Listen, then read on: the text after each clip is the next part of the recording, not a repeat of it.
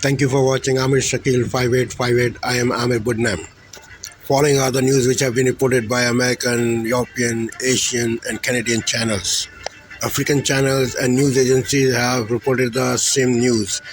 Agencies are AFP, AP, and Reuters. I am thankful to all news resources. Now the headlines. Retired people in America are facing difficulties. UN report says 20% food go waste. Pollution causing great problems to many. Rescue efforts are continued in Taiwan. American Treasury Secretary met counterpart in China. Shooting in Miami, Florida. Negotiation for ceasefire in Gaza are continued. Iran retaliation is imminent. Russian drone attacks on Ukraine cities. Bird flu is spreading. Carbon tax in Canada. Opioid deaths in Canada. A storm causing problem in central USA. Fear of aftershocks in New England, USA. Now the news in detail.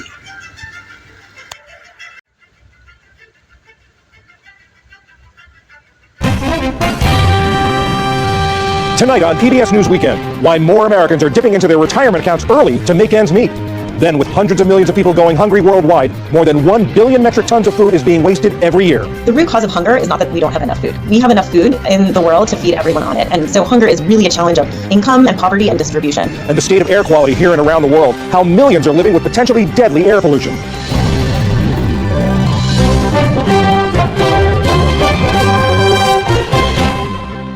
Major funding for PBS News Weekend has been provided by Certified Financial Planner Professionals are proud to support PBS News Weekend. CFP professionals are committed to acting in their clients' best interests. More information at letsmakeaplan.org. And with the ongoing support of these individuals and institutions. And friends of the News Hour.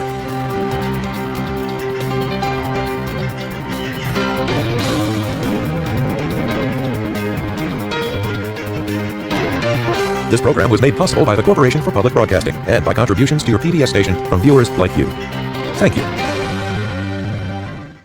Good evening, I'm John Yang. Israel says a military operation in Gaza has recovered the body of a man taken hostage in the Hamas attack on October 7th, 6 months ago this weekend. Militants had abducted 47-year-old Elad Katzir from kibbutz Nir Oz. His mother, Hannah, was also kidnapped. She was released in November during a truce. His father was killed in the attack. At least 36 hostages are confirmed to have died in captivity. Prime Minister Benjamin Netanyahu remains under public pressure to get a deal to free the remaining hostages. Negotiations are set to resume in coming days in Cairo. Hamas is demanding an immediate and permanent ceasefire. In Ukraine, Russian drones and missiles have killed 8 people and wounded 12 others in Kharkiv, the second largest city. Ukrainian officials said the strikes damaged residential buildings, businesses, and a kindergarten. Russia has stepped up attacks on Kharkiv as Ukrainian air defenses are strained without U.S. aid. Mexico has suspended diplomatic ties with Ecuador. It comes after Ecuadorian police forced their way into the Mexican embassy in Quito Friday night to arrest Ecuador's former Vice President Jorge Glass. Glass has been living in the embassy since December when he was convicted for corruption. Earlier Friday, Mexico granted Glass political asylum. Mexican President Andrés Manuel López Obrador said the raid violated Mexico's sovereignty and international law. And the death toll from the earthquake in Taiwan earlier this week has risen to 13. 6 others are missing. Search and rescue efforts continue in Taroko National Park, where hundreds were stranded when the 7.4 magnitude quake cut off roads. Aftershocks have halted the demolition of a 10-story building in Hualien that's been leaning at a precarious angle. It was Taiwan's worst quake in a quarter century, but upgraded buildings have been credited for the relatively low number of deaths. Still to come on PBS News Weekend, why every day more than 1 billion meals are wasted around the world, and what's behind worsening global air quality and its potential health risks. This is PBS News Weekend from WETA Studios in Washington, home of the PBS News Hour, weeknights on PBS. For a growing number of Americans, retirement accounts are doing double duty. Savings for the future when they're no longer working, and as a source for emergency funds for the here and now when they feel a cash crunch. In many ways, it's a reflection of the dueling forces in the U.S. economy. A strong stock market is growing retirement accounts, while stubborn inflation is keeping prices high for everything from groceries to gasoline. We asked viewers who've tapped into their retirement accounts to tell us why they did it. My name is Hannah Empey. I am currently unemployed, and I live in Pennsylvania. The second that the meeting was over with HR and my former boss, I went to withdraw my entire 403B account. I was able to make that withdrawal and had the money in 3 days, and it was a lifesaver for me because it would take 3 months for my unemployment to get approved. I'm Jim Citrick. I've lived in Maine, where I am now, for about almost 3 years. 8 months ago, I began suffering from some medical difficulties, some situations that led me to start missing more work than I would like, and ended up with me being hospitalized for several weeks. As a consequence of having no income and needing to continue with our health insurance that I needed to then pay for out of pocket, I had to dip into the savings I had in my thrift savings plan. I'm Amy Stivers, live in Colorado. In 36 months, I had to, a nice word they like to use is pivot. I had to pivot my plans and go from retiring early, modestly, just trying to be well for the rest of my life, to I have to spend everything for the new housing price. The price of these homes, a 20% deposit, is 6 figures. Cash you got to come up with. So that was a lot of savings I had in my 401k. Then I cashed it out in order to get into the house. Times are hard right now, so I don't feel any shame in what I had to do to make ends meet. I really did consider what alternatives there would be to taking money out of my thrift savings plan. And the only one that I was not either embarrassed about or unwilling to do was take out money that I saved myself. The nest egg is for later, but it's like, oh no, we're using it now in our mid-50s instead of in our 70s. I was raised by my grandparents, and I've seen what retirement looks like when there isn't a fallback plan, when it's just Social Security. I most likely will not be able to retire, period. That I will continue to work until I'm no longer physically capable of doing so. The investment firm Vanguard Group says last year there were early withdrawals from a record 3.6% of the 5 million retirement accounts it administers. That's up from 2.8% in 2022 and above the pre-pandemic average of about 2%. Robin Farzad is host of the public radio podcast Full Disclosure. Robin, what's going on here? Is this unusual, this amount of early withdrawals? Isn't it so unusual in that we have such low unemployment? Again, touching near something, a 50-year low. You have housing prices at a record high. You have a stock market, like you mentioned, near a record high. And yet, capital I inflation really walloped us coming out of the pandemic. And you've seen your purchasing power and your cost of living, all of this calamitous stuff happen while the nightly news is telling you that the economy is great. So you want to tap what's working, but you're not necessarily thinking about your reality when you're 75 or increasingly 80 years old. But when people look at their 401k statements with the stock market rising, are they thinking, well, geez, I can take some money out, it won't hurt? It won't hurt, but then again, you think about how $1,000 compounds over a lifetime. If you're one of these people who are fortunate and prescient enough to do it in your 20s, you're talking potentially millions and millions of dollars at retirement. It's very hard to instruct a 20-year-old or even a 30-year-old or a 50-year-old that, look, you can't just depend on Social Security. You can't just depend on Medicare. That's a very hard discipline to teach people who are instructed to deal with the here and now. Nobody lives in the long term. It's easy for economists and people to be in the theoretical in the long term, but it also breaks my heart to see a 20 or 30-something have to raid a nest egg. What other consequences are there of tapping into a retirement fund this way in terms of taxes and other things? Yeah, you do have, at the discretion of Uncle Sam, you could apply for a hardship withdrawal where you don't have the penalty. You still have to pay taxes on the appreciation. But again, $1,000 put in a retirement account, if you're looking at it like, wow, I have $10,000, that's found money that I didn't even realize I had, that could tide me over for several months. Well, $10,000 could well, at long-term market rates, be hundreds of thousands of dollars or millions of dollars. So how many people are having that dialogue with their God-willing retired selves? And that's what keeps me up at night. So we heard in that tape, we heard people saying that they took money out because they had lost jobs, they had medical emergencies. For people who are in those positions, find themselves in those situations, what should they be thinking about as they consider how to raise the cash they need? Are you willing to downshift your life? Are you willing to maybe hold off on buying? The American dream has been deferred. 50-some-odd-year-old women you interviewed saying that we wanted that house. We definitely wanted that house. They're out there using appreciated stock market assets to buy really appreciated housing assets. Who's to say that housing market's not going to fall in a few years and they'll have buyer's remorse, or they'll need that equity value if there's an injury or an illness into their 60s or 70s. But I think for many, and this sounds cliche, that is part of the American dream. And if that's broken, they're thinking, if not now, then when? What are the alternatives to tapping into a retirement account, and where should tapping into the retirement account rank in those alternatives? I would put it as a last case thing. No one wants to bring up avocado toast or your car or the number of Ubers you take. But again, this is structured 401ks and 403b, so it's an absolute last resort. It's also why we haven't seen the privatization of Social Security. If everybody was just free to raid a private Social Security account, can you imagine how many people would be in arrears later in life? So that's very hard, again, to say, cut back, right-size your standard of living, take on temp jobs, gig. It's like me saying, stay in school, drink your milk. It sounds very paternalistic, but the numbers, again, bear out that you want to hold on, that you want to have this prescience, this ability to look into the future and take care of yourself, where we know that the social safety net has failed so many people in retirement in their elderly years. You heard some of those people in the tape talk about they lost their job, they had a medical problem that kept them off the job. They weren't buying fancy homes. They needed cash. What would you say to them? What is your cash runway? I mean, were you in a structure that you were saving enough cash for an emergency? We know the numbers with Americans who don't even have $1,000 in the checking account or the savings account for a medical emergency. So you are day to day, you are paycheck to paycheck. There are alternatives for you to maybe ahead of this to consider if you can right size your cost of living, your expenses of living, how much money you're saving. I mean, you're actually making something on your savings right now where in the past it would have just been inflated away. But so many Americans look at saving money as a luxury for other people, when in reality, saving and investing, they have to be fundamental pillars of personal finance. Robin Farzad, host of the public radio podcast Full Disclosure. Thank you very much. My pleasure, John.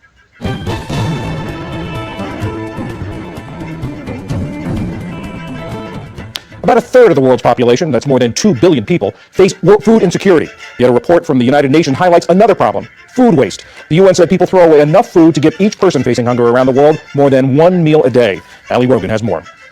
Over 1 billion metric tons. That's how much food the United Nations Environment Program says went to waste in 2022. That's nearly a fifth of all food produced across the globe. It's an estimated economic loss of over $1 trillion, and it amounts to 174 pounds of food per person per year. On top of that, when waste sits in a landfill, it creates methane, a harmful greenhouse gas. Food waste generates 8 to 10% of global greenhouse gas emissions. If that were a country, it would rank third in the world, behind only China and the US. Dana Gunders is the executive director of REFAD, a national nonprofit that's dedicated to ending food loss and waste. Dana, thank you so much for joining us. What do we know about the parts of the world where all this food is being wasted? Yeah, I mean, what's interesting is that there's really not one part of the world to point to as the main culprit. It truly is a global problem. And the data in this report confirms that food waste it's not just a rich country problem. And that's new because historically there's been a narrative that in lower income countries, most of the food is lost on its way to market because they don't have a way to keep it cold and it spoils. And in higher income countries, it's more lost in our homes or in stores and restaurants. But that characterization is being flipped on its head. So you just mentioned a lot of the assumptions about where this food waste comes from. This particular report only started coming out in 2021. So is the issue here that the assumptions were once true and no longer are, or is it that we just didn't have the information to tell us where this waste was coming from? It's really more the latter. We have not been measuring food waste for very long, and it's still really difficult to do. We don't have scales on every garbage can or cameras or anything like that. So just the process of collecting the data is challenging. And really, in this report, one of the main feats they talk about is they've doubled the amount of data they've gotten on the topic. Let's talk about who's wasting it. Where's this coming from? Households, individuals, restaurants? Well, certainly it's happening across the board, but households are actually the largest segment of food going to waste. And that's true in this report from the UN. It's also true right here in the US. That's everything from, the science experiment in the back of your fridge to maybe making too much food and scraping your plate into the garbage can. In the US, we're about average, right? We're actually a little under average when it comes to our household waste. But when you look at the food service, which is restaurants and university cafeterias, anything eaten out of home, there we have about twice as much waste happening as in other countries. I think the other thing we've seen is that in relative terms, the cost of food has gone down since, several decades ago. We might go to the store and 5 or 10 cents could sway us to pick one product over another, but then we get home and that math kind of goes out the window, and when we throw away $3 worth of cheese or something, and it's just not quite enough for us to be paying attention to for some people. And that's true for businesses as well. When we look at restaurants, for instance, oftentimes the labor is a much bigger cost than the food. And so it makes sense for them to do things like, say, serve really big portions so that they can charge more to cover their costs. How linked are the issues of food waste and food insecurity? In other words, if we were to cut down on food waste, would it get to addressing issues related to curbing hunger worldwide? The root cause of hunger is not that we don't have enough food. We have enough food in the world to feed everyone on it. And so hunger is really a challenge of income and poverty and distribution. So at its core, solving food waste will not solve hunger, but what it can do is it can provide more food into the emergency food system. If we were to cut our food waste in half, that could add about 4 billion meals into the emergency food system here in the US. There are some bright spots in this report. One of the things that was mentioned is that Japan actually has reduced its food waste by 30% since 2008, 31% actually. What's being done right on this issue, and what can other countries learn? Yeah, absolutely. There are bright spots. I think Japan, they've been working on this for a very long time. And what we've seen is that it does take time, but also a holistic approach. Policy has played a very important role there. They passed a law back in 2001 that, among other things, required businesses to start measuring their food waste so they could really see how much they have and do something about it. There's a great word in Japanese called matanai, and it really expresses a sense of regret around wasting something and kind of values those resources.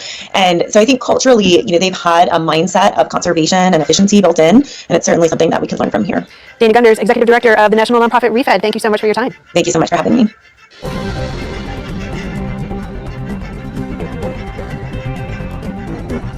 While the United States has made great progress in recent decades improving air quality, air pollution is still a leading cause of cancer and a driver of many other serious health problems, both here and around the world. And as William Brangham reports, air pollution appears again to be on the rise. It's hard to overstate how serious air pollution is to human health. It's responsible for nearly 7 million premature deaths every year worldwide. In 2023, only 7 countries met the World Health Organization's air quality guidelines for pollution, while more than 90% of countries and territories exceeded them. Those are the findings of a new report by IQ Air. They're a Swiss research organization that also manufactures air purifiers.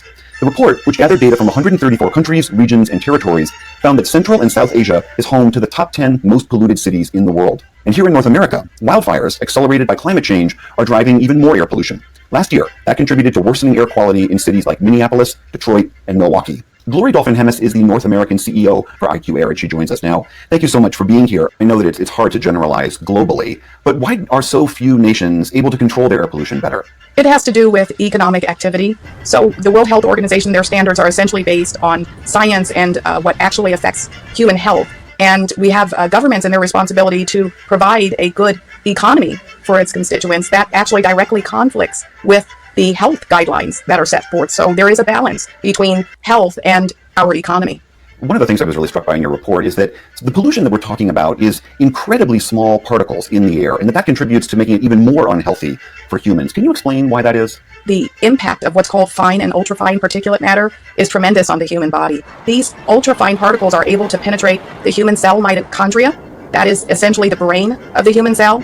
And what it's able to do is to damage or kill off the cell as a result of penetrating the mitochondria. So your report points out that 7 nations met the WHO's guidelines for air pollution. What is it that they're doing right? I believe a big function of their meeting the WHO standards has to do with geography. They're in areas that have a tremendous amount of wind. This wind creates dilution of air pollution that's generated in terms of human activity. That's probably, I would say, the main driving factor in meeting the WHO standards, also along with the smaller sized population from these particular areas as well. Your report also notes how wildfires, which we know are exacerbated by climate change, can make air quality dramatically worse. And that seems to be one of the hardest pollution factors to control, given that these can erupt at any time when there's dry brush in the right conditions. That's true. So when we look at the 2023 report, the big X factor for Northern America is essentially the Canadian wildfires. Right now, really, there has just been a perfect storm created in terms of wildfires that we haven't really truly been able to get these wildfires under control yet. A lot of people hearing this and hearing about the quality of the air around them are obviously going to be thinking, are there things that I can do for my family in my own home? And I know you're a manufacturer of air purifying devices, but are there other things that people can do to protect themselves at a very local level? First and foremost, on the local level, we need to monitor air quality the same way that we monitor the weather. That's a big change that people need to make. Air quality is very important because you can go days essentially without water. You could probably go weeks without food, but the question is, how long can you really hold your breath? And air quality is the most underestimated human need that we have. You can do things like wear masks that actually protect the user, and these are all important steps that people can take, and they should take in order to reduce their overall exposure to air pollution. All right, Glory Dolphin-Hemis of IQ Air, thank you so much for joining us. Thank you for having me.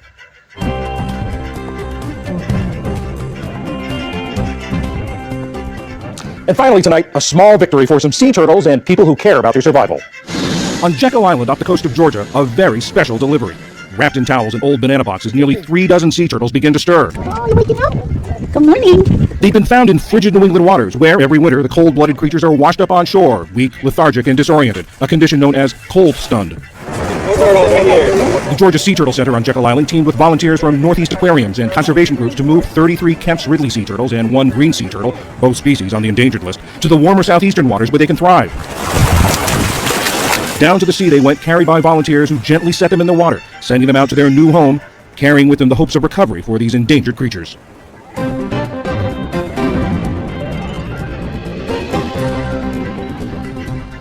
And that is PBS News Weekend for this Saturday. I'm John Yang. For all of my colleagues, thanks for joining us. See you tomorrow. Major funding for PBS News Weekend has been provided by... Thank you. Are you looking for the latest news or to watch a show on demand? Follow us. Live international news is just a click away. Liberté, égalité, actualité.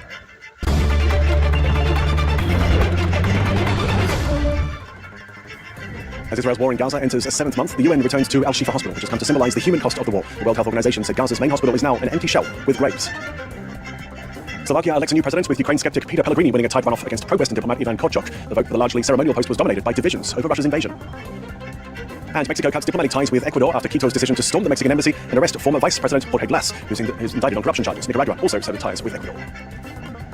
Good evening to you wherever you're watching. Thanks for joining us here on France 24. First up, Israel's war in Gaza today enters its 7th month, and as it continues, so does international outrage and pressure on Israel to halt the hostilities and the humanitarian crisis. Israel struck several targets across Gaza on Saturday as the United Nations returned to one site that's come to symbolize the human cost of the war, Al-Shifa Hospital, which has been almost completely destroyed. The World Health Organization said Gaza's largest hospital was now an empty shell with graves. Charlie Sitbon has the stories. To the emergency department. Back in Shifa Hospital, or what's left of it, after the end of weeks of bombing and fighting between Israeli troops and Hamas, the UN returned to what used to be one of Gaza's top medical facilities. There's just no words to describe the level of destruction that we can see in this hospital. Mid-November, Israeli troops stormed the area a first time, saying that underneath the site, Hamas had built one of its headquarters and hid weapons. The hospital was largely damaged then. Israel returned to Shifa on March 18th, saying Hamas and the Islamic Jihad reoccupied the site and that it has killed and arrested hundreds of fighters here. But Palestinians and international organizations, including the World Health Organization, say many civilians were killed. Hospital should always be a protected place of healing, and yet I'm standing around in the midst of utter devastation. Shifa has literally become a graveyard. There are bodies still in this courtyard. These images added to other destructions of medical facilities, the lack of medicine, the desperation of Palestinians who need urgent treatments, and the attack on a humanitarian convoy that killed 7 people on Monday have intensified pressure on Israel to end its operations in Gaza, pressing it more than ever to open roads to bring vital aid to civilians across the enclave. Israel's military says it's recovered the body of a 47-year-old farmer who was held hostage in Gaza. Gilad Katzir was taken during the 7th of October attacks, which saw some 1,200 people killed and around 250 kidnapped from Israel.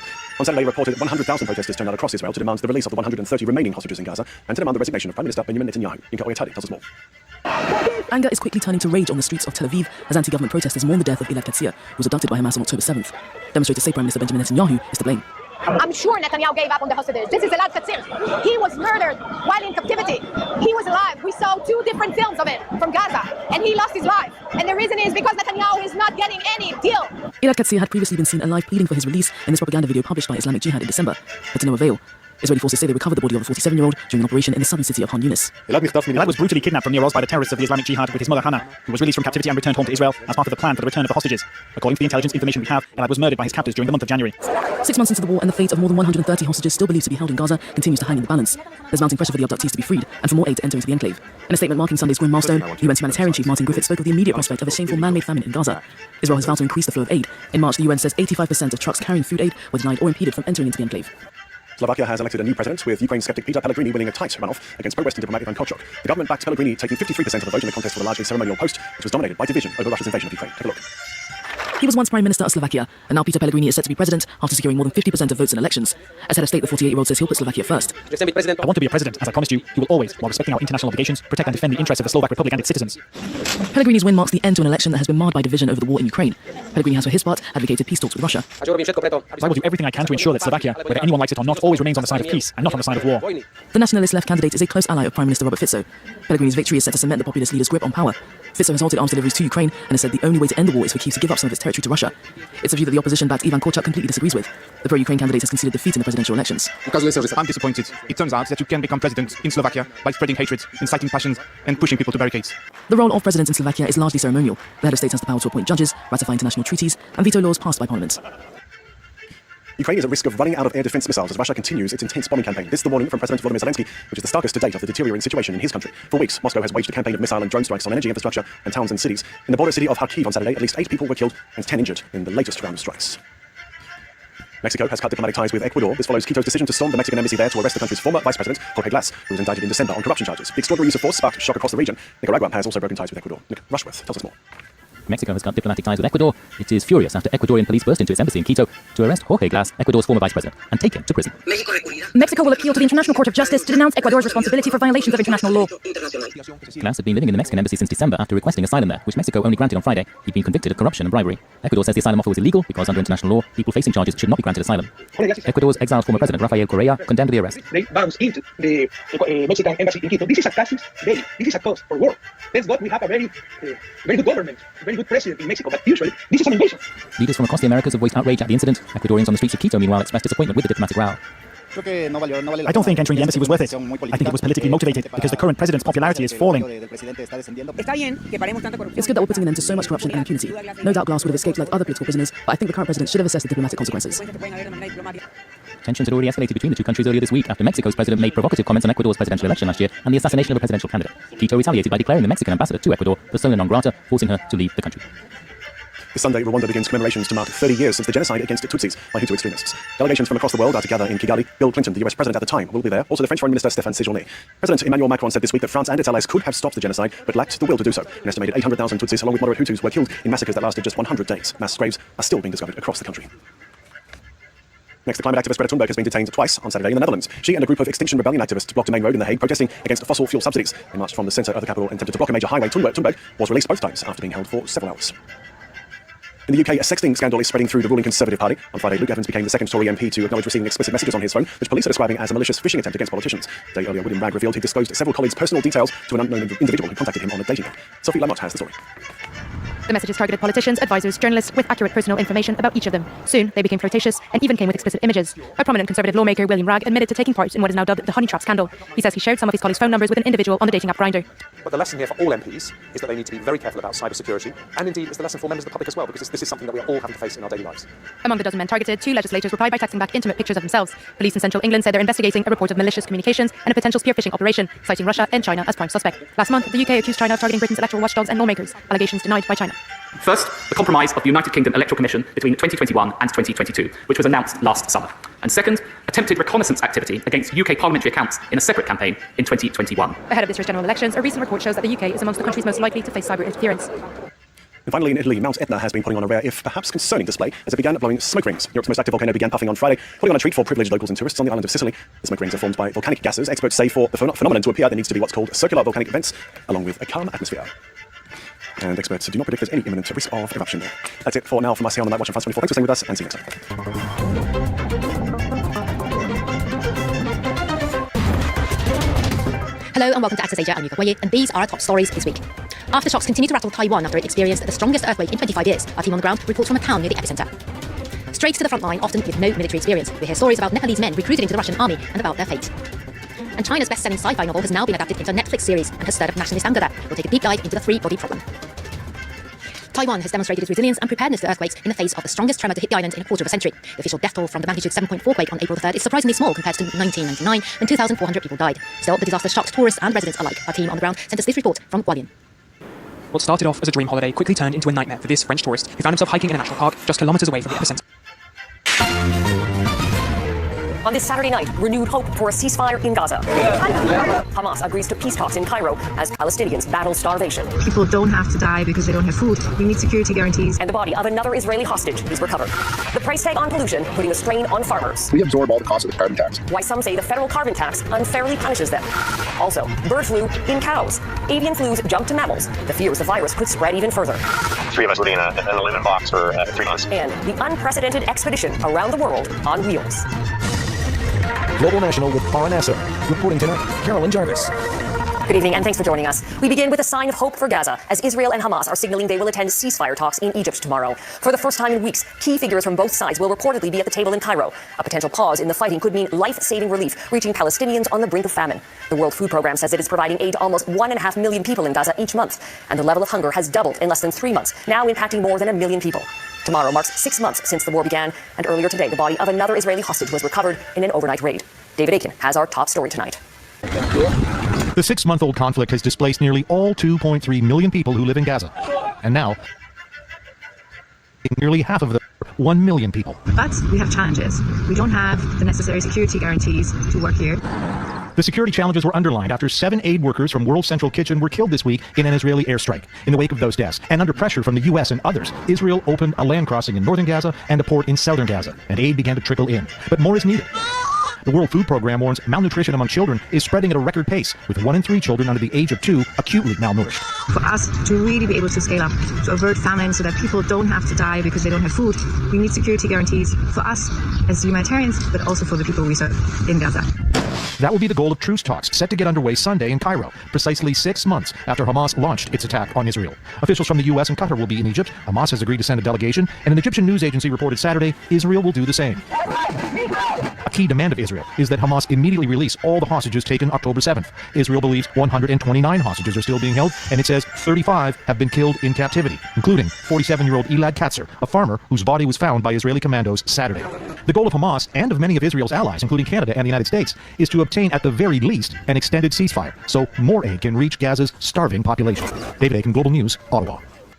Both the U.S. and Israel are on high alert, preparing for possible Iranian attacks on their assets across the Middle East. Iran's supreme leader has vowed to seek revenge for Israel's strike on its embassy in Damascus on Monday, which killed 7 Revolutionary Guards, including one of the regime's top generals. According to a report from CNN, a U.S. official says an Iranian attack could come as early as next week, and that the U.S. is at a high state of vigilance.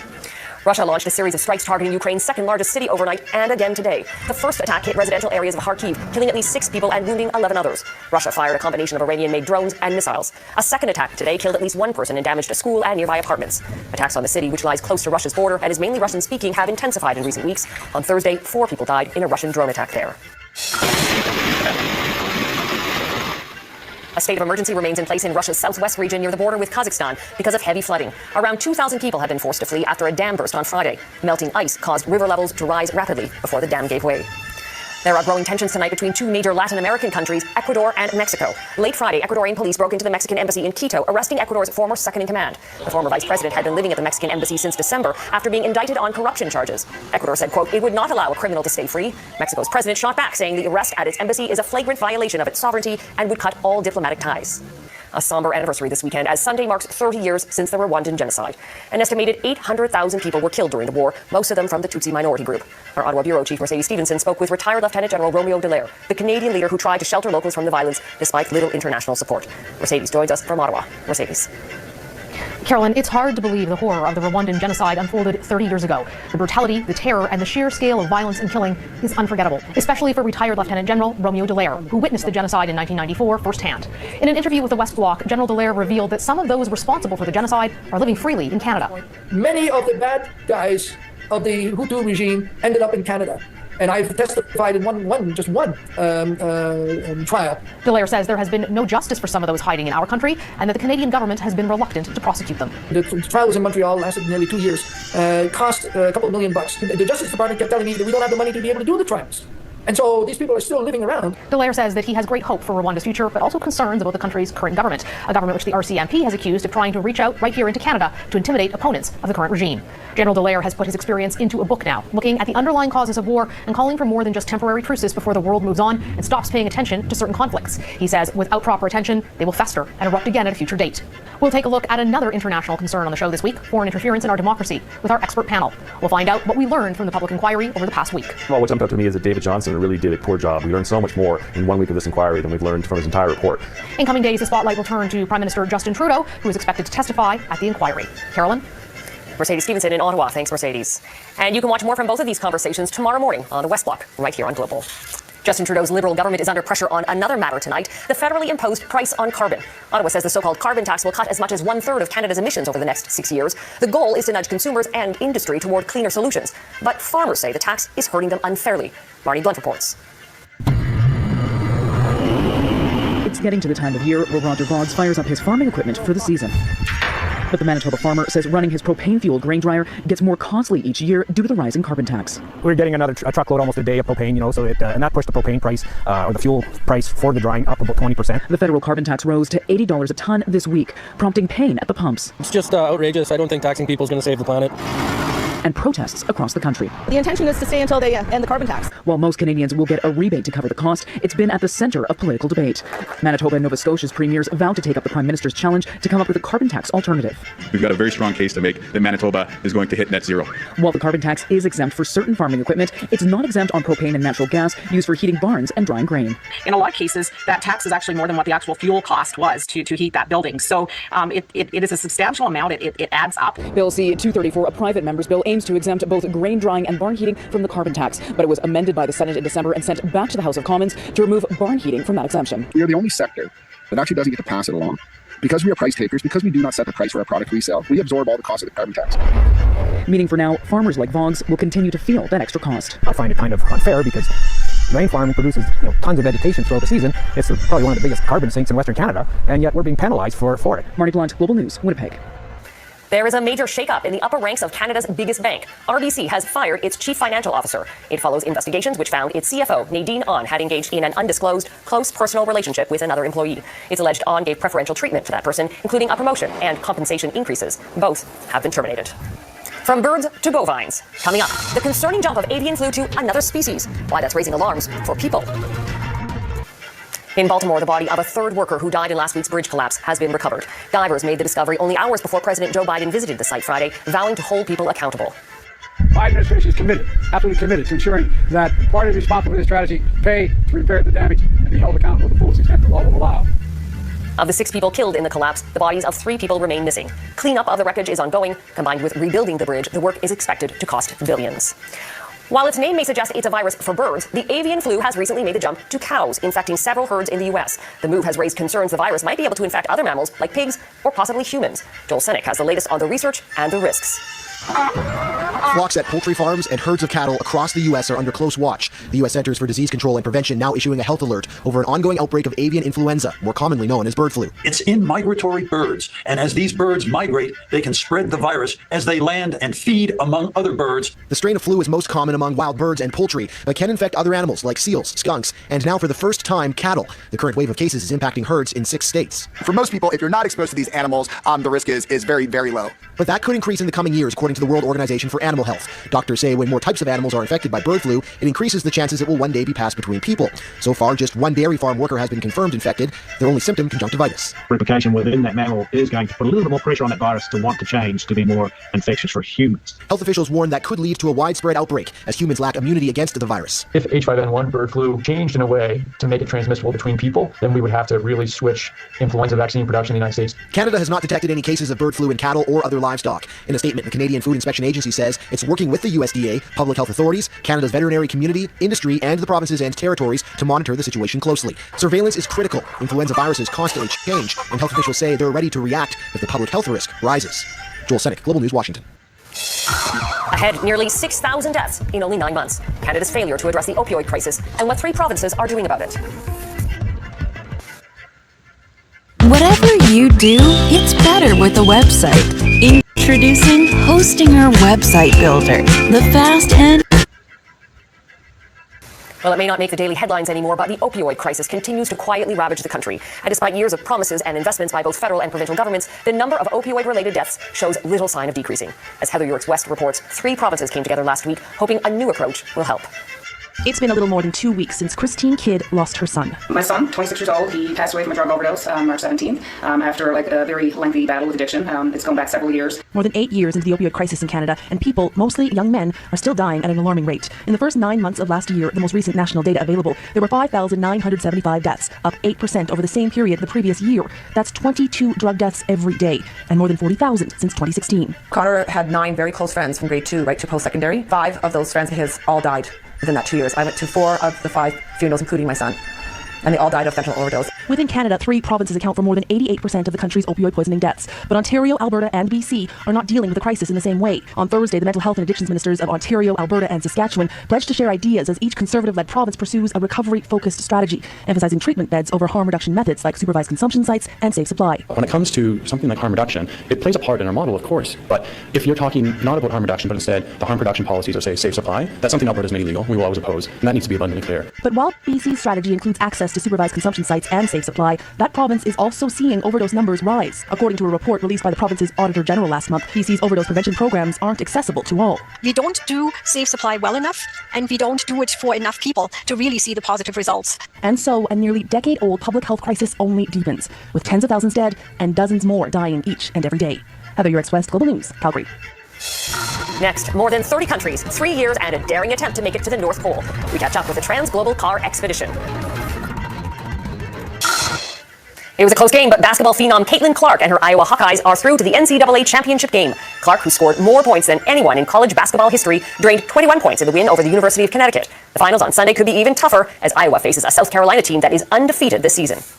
A team of 23 scientists and explorers is heading as far north as possible for an unprecedented journey on wheels. The Trans-Global Car Expedition began in New York, and we have word tonight that the team just made it to the North Pole. From there, they will drive south through Europe and Africa, then looping up through South America. As Neetu Garcha tells us, these modern-day adventurers are pushing the limits of human endurance and conducting scientific research. Basically, it's an over-ice expedition to get to the North Pole with these specialized amphibious vehicles. Andrew Comrie Picard is part of a group of 23 scientists and adventurers on an epic expedition, giving live updates using Starlink satellites as they approach the North Pole. I think that this is we're probably doing right now, I think the northernmost live stream that's ever been done. It's a mission nearly 6 years in the making. Departing from New York City, their path took them through Yellowknife before heading to the North Pole. They plan to return to the Big Apple by March of 2025. It's very rough, as you can see. Like, even now, we're looking for a way across this bumpy pressure ridge right there. There's one of the other vehicles. It's a good view of one of the other vehicles. Made with space-grade aluminum, these amphibious vehicles, which can travel by land and water, carry the team through treacherous landscapes. They're drinking melted snow for water and eating powdered mashed potatoes, dried fruit, and frozen fish. We had an airdrop of fuel and food about 500 kilometers ago. Frozen fish get knocked out of an airplane, so that we can replace the ones that we've eaten. As they trek through desolate landscapes devoid of any signs of life, the journey goes beyond adventure. 3 of us living in an aluminum box for 3 months. It's a groundbreaking scientific mission. We have 2 what are called cosmic ray scintillators. The team is collecting data on ice thickness, the effects of light pollution on human circadian rhythms, and data on cosmic rays. This data is never being collected north of 82 degrees. He says they found solace and support in the indigenous communities they encounter, fostering a sense of unity and gratitude. I've been very lucky to be adopted by one of the families there. In fact, they've given me the name Olinabok. I really want people to maintain that sense of wonder and curiosity. To have people come out, it doesn't have to be here, but just go and explore. This team of modern-day explorers reminding us all of the power of human curiosity and the unyielding spirit of adventure. Neetu Garcha, Global News, Vancouver. Oh, stay warm, guys. And that is Global National for this Saturday night. I'm Carolyn Jarvis. Tonight's Your Canada is the Fox Point Lighthouse in St. Anthony, Newfoundland, and Labrador. We love seeing Your Canada. Please keep emailing your photos to viewers at globalnational.com. Thanks for watching. Hope you'll join us again tomorrow night. Have a great night.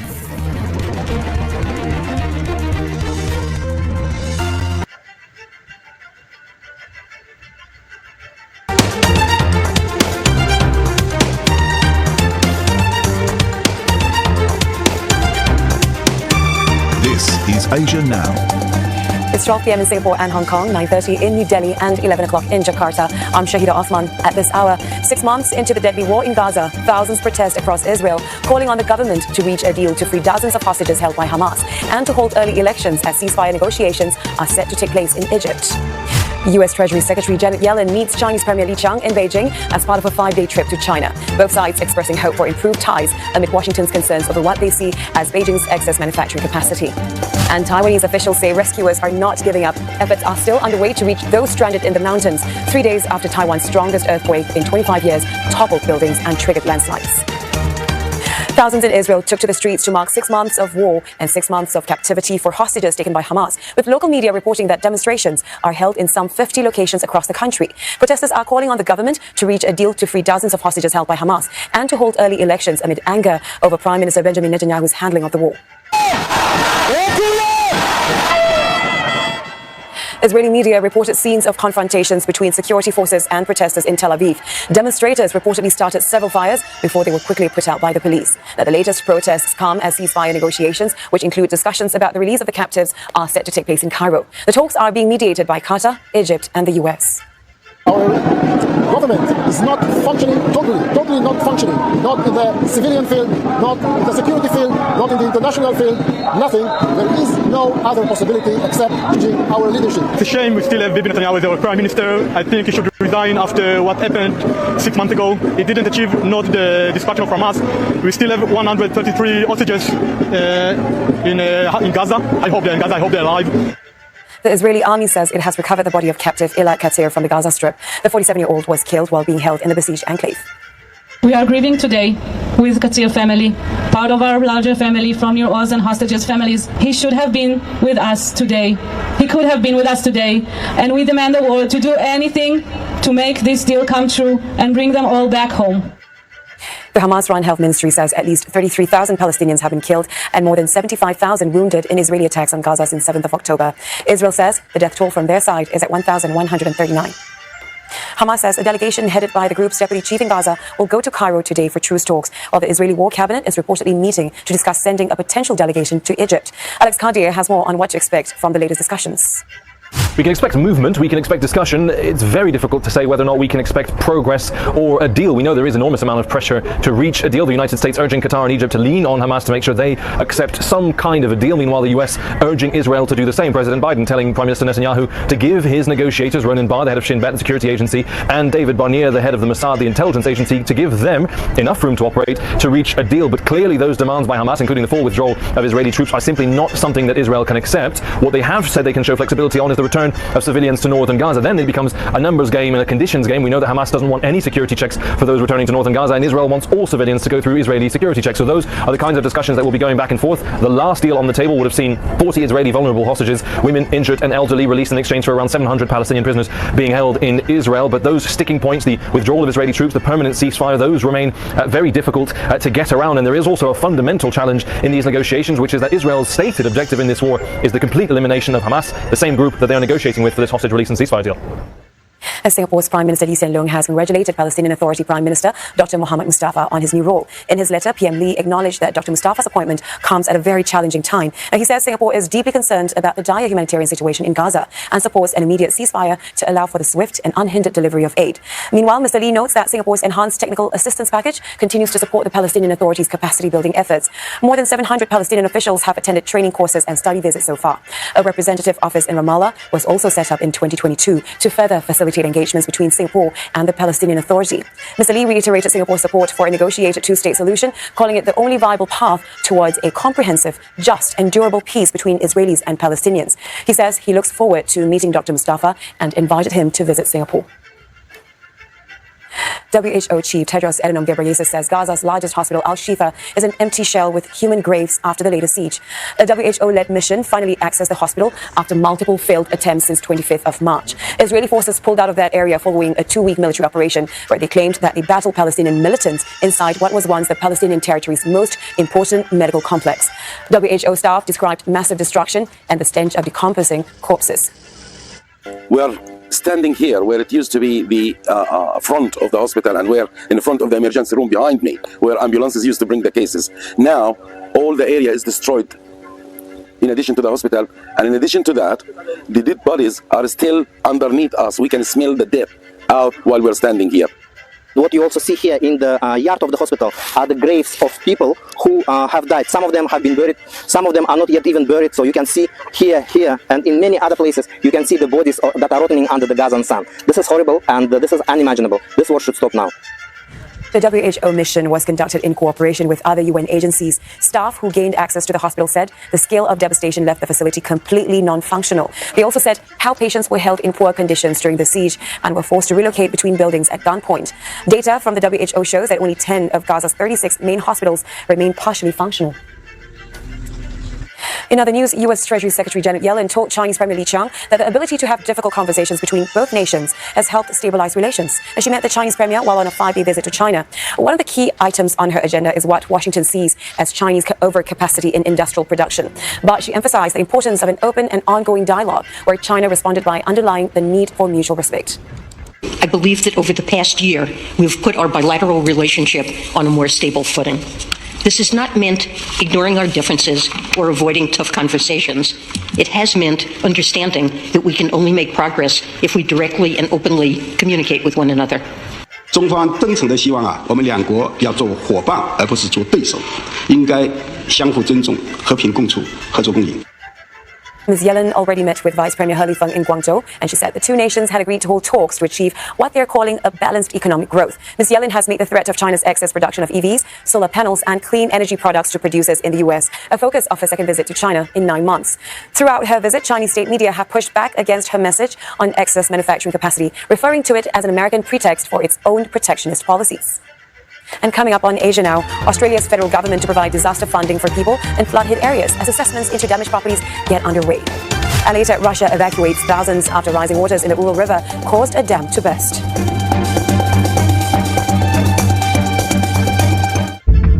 Flashpoints in Asia that could have far-reaching consequences. ASEAN is increasingly sitting on edge regarding what's happening in the South China Sea. Any conflict over the Taiwan Straits is inevitably going to draw in countries around the region. A delicate balance between peace and aggression. Wednesday on CNA. 以色列有建国的权利，巴勒斯坦同样有建国的权利。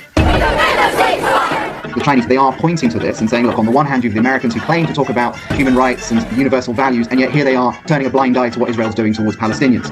What China is trying to do is saying this isn't complicated, it's very easy. The U.S. is being insensitive to the needs of the global South, with the Palestinians being an example. It seems to me that China is sitting back and doing easy things that ultimately are not consequential for how this conflict is going to be resolved. 那美国仍然一方面呢，好像是在进步，另外一个方面是源源不断的在向以色列提供军火，那么对美国的这个影响力是一个很大的削弱，那么可能对中国来说是一个比较大的战略机遇。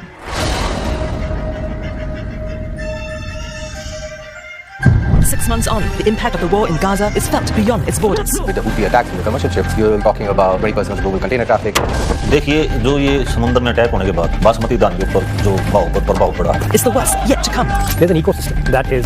As we come on the air, multiple weather threats, including severe storms and possible wildfires, more aftershocks after that rare earthquake in the Northeast, and the CDC alert about bird flu after a farm worker was infected. First, that dangerous weather, high-impact system now moving through the center of the country. More than a dozen states under weather alerts, snow in the mountains, and the critical fire risk that millions face. How this could impact those who want to see Monday's solar eclipse. Our weather team timing it out. Aftershocks rattled the Northeast. More than 2 dozen reported after that magnitude 4.8 quake that was felt by 42 million people. Engineers scouring buildings looking for possible damage. Israeli troops recover the body of a hostage taken during the Hamas attack last October. Protesters turning up the pressure on the Netanyahu government to bring the remaining hostages home. Martha Raddatz with Chef Jose Andres, his first interview since the Israeli military report on how 7 of his charity's aid workers were killed. The health alert issued across the U.S., the CDC telling health departments to be on alert for bird flu after a farm worker caught that flu from an animal. Production halted at a major egg supplier after bird flu was found in the chickens. We examine the risk to humans. Countdown to the eclipse expected to be the most visible and longest lasting in 100 years. The best locations to see it, and the economic boom with hotels all booked up in the path of totality. Some looking to change their reservations to beat the weather. Plus the massive detergent recall, millions of laundry pods taken off store shelves because of a packaging defect that could put young children at risk. From ABC News World Headquarters in New York, this is World News Tonight. Good evening. Thanks for joining us on this Saturday. I'm Wade Johnson. We're tracking a powerful cross-country storm threatening the nation's heartland. More than 30 million people in more than a dozen states are on alert, including dangerous wind across a large swath of the central U.S. Gusts up to 60 miles per hour and dry conditions leading to an extreme fire risk for parts of Colorado, Kansas, and Oklahoma. These images from Pueblo, Colorado. Northern New England still feeling the impact of the last cross-country storm. Crews working to restore power to tens of thousands. Trees coming down in Maine, New Hampshire, and Vermont. This one nearly hitting a police cruiser in Sanford, Maine. In this week's major storm. storm. And tonight, with 2 days to go before the total solar eclipse, there are concerns about the weather in the path of totality. Meteorologist Danny Beckstrom from our station WABC here in New York is leading us off. And Danny, take us through the timing on all of this. Wait, this is a large, potent, and powerful storm system, bringing significant weather impacts, dangerous weather impacts to so many this weekend. Just look at the number of active weather alerts stretching across more than a dozen states. High wind warnings from Amarillo, Texas to Denver, with wind gusts up to 60 miles per hour. Now up that to 80 miles per hour wind in the mountains. Extreme wind and extremely dry air mean critical fire danger from Texas up through the Dakotas. This storm system is a slow mover, which keeps the threat in play all weekend long. While there could be a few severe storms in the plains tonight, the bigger concern unfolds on Monday, with large hail being the main threat for the crowds of people traveling home after the eclipse. Here's a look at that eclipse forecast. Those storms likely keeping clouds in play along the path of totality in Texas and much of the South, with better viewing conditions from Illinois to Indiana and New England. Whit? Millions hoping for some clearing skies. All right, Danny Beckstrom, thank you. We appreciate it. Here in the Northeast, millions are on alert for aftershocks following that rare 4.8 magnitude earthquake. More than 24 so far, including several today. The quake, the strongest in the region in nearly 140 years. 42 million Americans could feel the shaking from Maryland up to Maine. And tonight, officials still assessing the impact. ABC's Morgan Norwood here in New York City. Tonight, millions of Americans across the Northeast on alert for potential aftershocks after that rare 4.8 magnitude earthquake that rattled the region. At least 7 aftershocks today, including a 2.5 magnitude shake in Gladstone, New Jersey, less than 5 miles from yesterday's epicenter. There have been more than 24 aftershocks since the earthquake struck yesterday morning, the strongest quake in the tri-state area in nearly 140 years. This live stream from an earth cam showing the Manhattan skyline trembling as the quake rolled through. 42 million people from Baltimore, Boston, and beyond felt the ground shake. I felt scared, and I was so surprised I couldn't believe that there was an earthquake in New York City. Though rare, experts say earthquakes on the East Coast tend to be felt at greater distances than those on the West due to harder ground density and older bedrock, which formed hundreds of millions of years before those in the West. In this map, you can see a 5.8 magnitude earthquake that struck Mineral, Virginia in 2011. It was felt up to 600 miles from its epicenter. By comparison, a 6.0 magnitude earthquake that struck Napa, California in 2014 was felt only 250 miles from its epicenter, even as that earthquake released more energy. Tonight, most of the Northeast region avoiding major damage. Families in Newark, New Jersey allowed to return home after officials evacuated 25 residents from their apartment building after it shifted during the quake. Those residents told Today their homes are safe. And during an earthquake, experts say do not run outdoors. Stay inside and remember these 3 things. Drop, cover, and hold on. Find a table and protect your head. If you're driving, stop safely, but stay away from any overpasses or trees. Finally, if you're outdoors, stay there, but move to an open area. Important tips to remember. All right, Morgan, thank you. Overseas now in the Israel-Hamas war, tonight growing calls for a hostage deal and ceasefire. Thousands taking to the streets of Tel Aviv and across Israel. The protests coming after news that another body has been recovered of a hostage taken on October 7th, and the reaction from those who knew him. ABC's Britt Clennett in Tel Aviv tonight. Tonight, the Israeli military saying a team of commandos has recovered the body of a hostage taken during the October 7th attack, nearly 6 months to the day after his abduction. 47-year-old farmer Elad Katzir. Israeli officials say he was killed by Islamic Jihad. At least 36 hostages taken captive, now confirmed dead. Nearly 100 still believed to be in captivity. Katzir's loved ones among the thousands of demonstrators in Tel Aviv tonight protesting the Israeli government. Ayala Metzger is a family friend of the Katzirs. Her father-in-law was also taken hostage from kibbutz near Oz on October 7th. What was your reaction when you heard that Elad had been brought home? His body brought home? I started to cry. I don't know what to do. I know Elad when he was a young teenager. The discovery further ratcheting up pressure on Prime Minister Benjamin Netanyahu's government to negotiate a hostage deal. Ceasefire negotiations set to resume in Egypt tomorrow after a tense Thursday call in which President Biden warned Netanyahu the US could withdraw support for Israel if it doesn't do more to protect civilians in Gaza. The negotiations come as Israel faces international condemnation for that airstrike that killed 7 aid workers traveling in a clearly marked World Central Kitchen convoy who had coordinated their movements with the IDF. With famine in Gaza looming, humanitarian workers say it's critical they have the ability to deliver aid safely. To scale up, to avert famine so that people don't have to die because they don't have food. We need security guarantees. With late today, a top Iranian military official again warned that Iran would launch a retaliatory operation against Israel after a strike in Syria killed 7 Revolutionary Guard members, including a top commander. Iran's Joint Chief of Staff today promising to make Israel, quote, regret what it did. Britt, thank you. And ABC's This Week co-anchor Martha Raddatz today speaking exclusively to World Central Kitchen's chef Jose Andres, whose charity lost 7 aid workers in that Israeli attack. Andres is calling for an independent investigation into Israel's actions.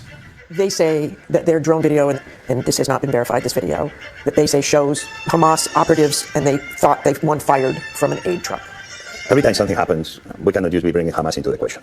This is not anymore about the 7 men and women of World Central Kitchen that perished on this unfortunate event. This is happening way for too long. It's been 6 months of targeting anything that seems moves. This doesn't seem a war against terror. This doesn't seem anymore a war about defending Israel. This really, at this point, seems is a war against humanity itself. Strong words from Chef Andres. You can see more of Martha's exclusive interview with Jose Andres tomorrow morning on This Week. Tonight, the CDC with an urgent alert telling healthcare providers to be on the lookout for possible cases of bird flu. That's if they encounter sick patients who recently had contact with birds or livestock. 1 human case reported so far this year in the U.S., but officials say the risk to the public remains low. Here's ABC's M. Nguyen. Tonight, the CDC warning healthcare workers and the general public about bird flu after a person in Texas tested positive this week in what is believed to be the first cattle-to-human transmission. This avian flu has now shown up in cows for the first time and has now infected a farm worker. But overall, the risk to the public currently is low. The virus, also known as H5N1, has been discovered in livestock across 6 states since March and in birds across 8 states in the past 30 days, according to the Department of Agriculture. Cal-Maine Foods, the nation's largest supplier of eggs behind major brands like Eggland's Best, halting production and killing about 2 million chickens to prevent the illness from spreading. There is no risk to those that are consuming dairy and meat products. Officials stress only 2 cases have ever been discovered in humans in the U.S. The CDC says symptoms include eye redness, cough, sore throat and fever, even difficulty breathing, confusion, or seizures. What we've seen before has not spread from human to human, and it is possible that this virus could change at some point in the future, and that's why we want to stay ahead of it. And Wynn joining us now from Washington. So, what should consumers keep in mind for their egg and poultry products?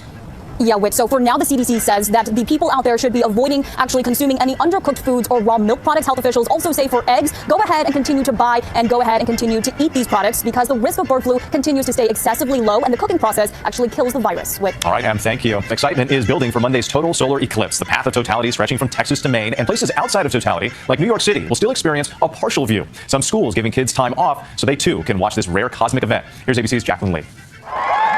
Tonight, with just 2 days to go until the eclipse, Americans are over the moon. I have been looking forward to this for months. I am an eclipse chaser. The total solar eclipse on Monday spanning the U.S. from Texas to as far north as Maine. More than 31 million Americans who live in the path of totality, when the moon completely covers the sun, will descend into darkness. Honestly, being in totality is undescribable. Hotel bookings surging. Businesses in Niagara Falls say they're getting calls from people all over the country, desperately chasing one of the best views, the most visible and longest-lasting eclipse in a century, experts say. Wherever they were planning to go for totality, now the weather isn't looking that great, and our weather is looking a little bit better. Daria White's 6-year-old daughter Charlotte was born during the 2017 eclipse. Together, they are traveling to experience this one. There's something very special and rare to be born, especially at the exact time that the eclipse has happened. It's going to be something that she'll remember for the rest of her life. When eye doctors say there are fake glasses out there, they say you do not want to buy them online. You only want to buy them from authorized retailers. There is a list on the American Astronomical Society website. Whit. All right, can't wait, Jacqueline. Thank you. And I'll be out there joining David as he leads our unprecedented live coverage of the total solar eclipse, joined by Robin Roberts, Lindsay Davis, and the entire team, beginning at 2 Eastern, right here on ABC. Next year tonight, dive team searching for the remaining victims of the Key Bridge collapse in Baltimore, recovering a third body. 38-year-old Maynor Swazo Sandoval was part of a construction crew on the bridge when it collapsed. And tonight, Baltimore's major sports teams, the Ravens and the Orioles, announcing they're donating $5 million each to a fund providing support to those impacted by the disaster. There is still much more ahead on World News Tonight this Saturday. A fight at a bar turns deadly. Multiple victims shot near Miami. And why millions of laundry detergent pods are being recalled. Stay with us. Next tonight, a deadly shootout in South Florida. A total of 9 people were shot. Police say this happened overnight outside a bar at a shopping mall in Doral. A security guard was shot and killed. 2 police officers responded and exchanged gunfire with one suspect who was also killed. One of the officers was hit, as were 6 bystanders. All of them are in stable condition. Still had a major recall of laundry detergent pods. A defect could put young children at risk. To the index now, and a major recall tonight. Procter & Gamble recalling more than 8 million bags of popular laundry detergent pods, bags of Tide Pods, Gain Flings, Ace Pods, and Ariel Flings. Officials say the outer packaging can split open, posing a risk of serious injury to children and vulnerable populations. Thanks so much for watching tonight. I'm Wade Johnson in New York. Hope to see you tomorrow morning on GMA. Have a great night. Thank you for making World News Tonight with David Muir, America's most watched newscast.